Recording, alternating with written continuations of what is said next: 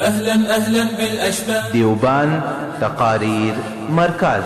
للأبطال تحية په همدې دیوبند تقاریر مرکز کې د مشهور علماء کرامو شایسته او په زړه پورې علمي بیانونه، تفسیر او ترجمه، او د نړیوالو قاریانو په اوازونو کې شایسته او په زړه پورې قرائتونه، او همدارنګه د شایسته اواز لرونکو نطخوانانو نعتونه.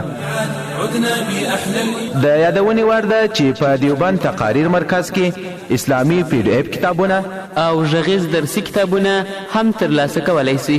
ادرس د جامع عمر جنوب طرف د کرینګ پر مخامخ دیوبند تقاریر مرکز. د تماس شمیرې دي 0900 40 شپږاویا 11 0 شپږدېرش 4 223. دیوبند تقاریر مرکز.